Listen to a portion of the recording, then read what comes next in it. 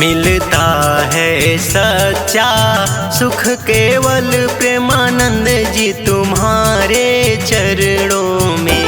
मिलता है सच्चा सुख केवल प्रेमानंद जी तुम्हारे चरणों में। प्रेमानंद जी तुम्हारे चरणों में, प्रेमानंद जी तुम्हारे चरणों में। मिलता है सच्चा सुख केवल प्रेमानंद जी तुम्हारे चरणों में।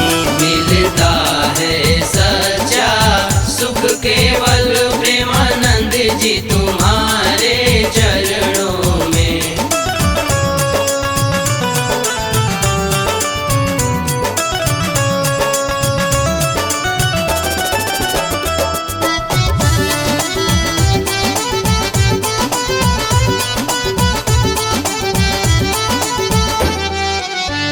चाहे दुख ने मुझको घेरा हो, चाहे दुख ने मुझको घेरा हो, चाहे चारों तरफ अंधेरा हो, चाहे चारों तरफ अंधेरा हो। पथ में जो मिलती ज्योति जले प्रेमानंद जी तुम्हारे चरणों में। मिलता है सच्चा सुख केवल प्रेमानंद जी तुम्हारे चरणों में। मिलता है सच्चा सुख केवल प्रेमानंद जी तुम्हारे चरणों में।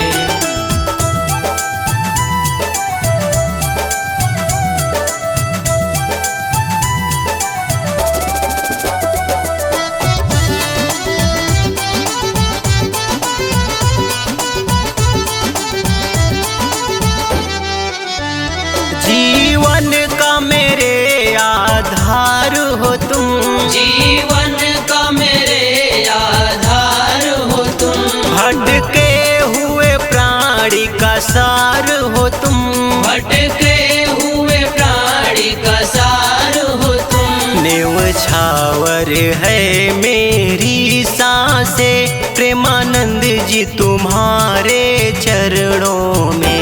मिलता है सच्चा सुख केवल प्रेमानंद जी तुम्हारे चरणों में। मिलता है सच्चा सुख केवल प्रेमानंद जी तुम्हारे चरणों में।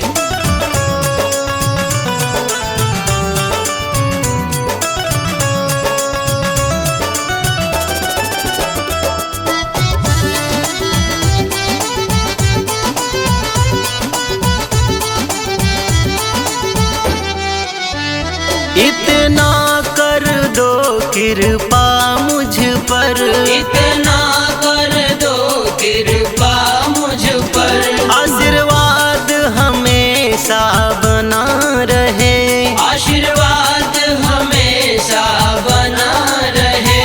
अंतर मन से मैं अर्पण हूँ प्रेमानंद जी तुम्हारे चरणों में। मिलता है सच्चा सुख केवल प्रेमानंद जी तुम्हारे चरणों में। मिलता है सच्चा सुख केवल प्रेमानंद जी तुम्हारे चरणों में।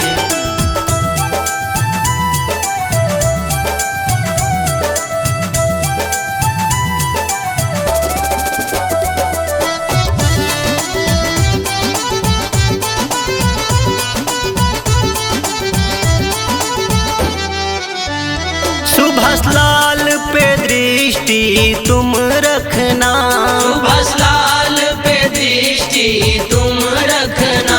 राम कौरन पे हरदम छाया रहे, राम कौरन पे हरदम छाया रहे। मत भूलना प्रभु जी मैं भी हूँ प्रेमानंद जी तुम्हारे चरणों में। मिलता है सच्चा सुख केवल प्रेमानंद जी तुम्हारे चरणों में।